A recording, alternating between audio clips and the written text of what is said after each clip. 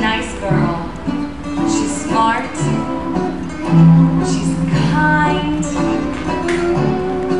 And she's beautiful.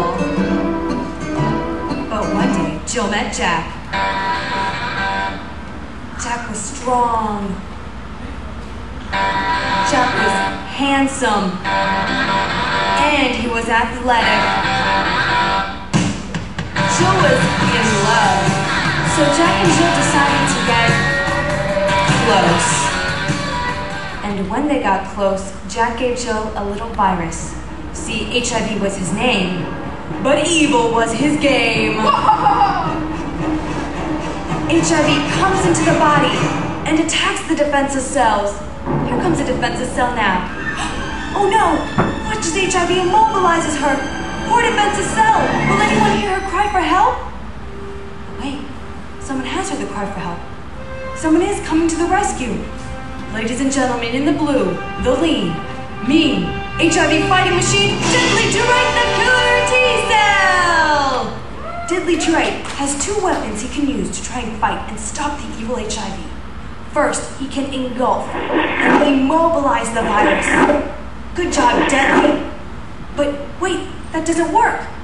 Well, second, Diddley can try and assemble antibodies to stop the evil virus.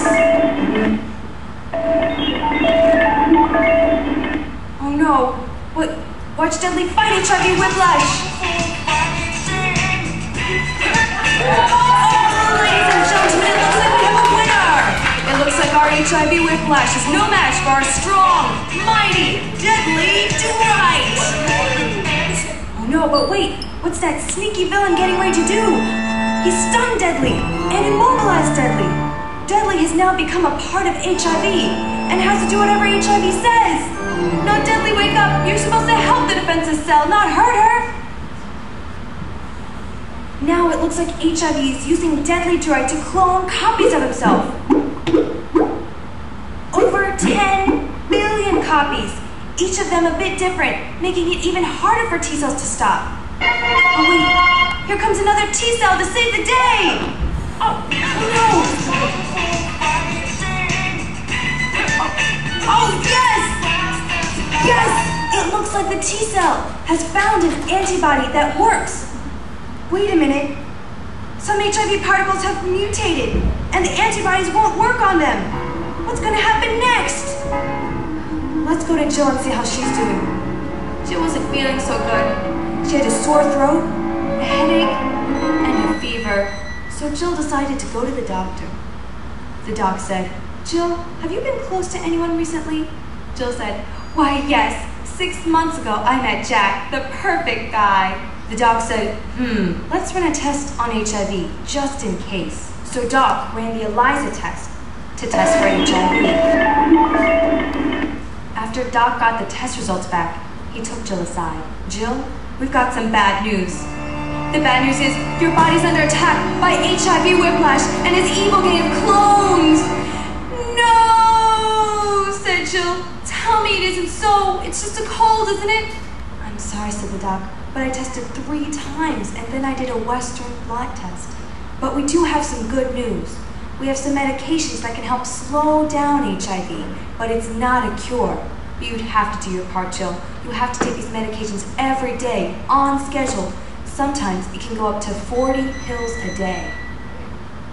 Jill agreed to take the medications. All of the medications. Now let's go back into Jill's body. Oh no, it looks like HIV is totally taking over the whole body.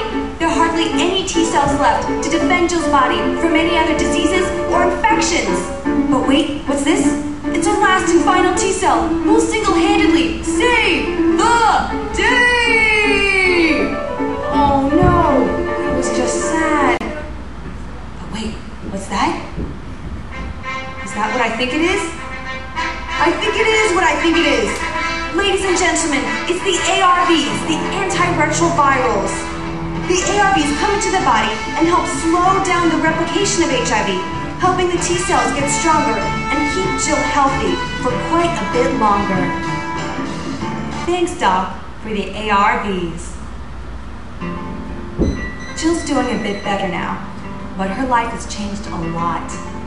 Jill has to now do things like take her medication every day, eat right, and exercise.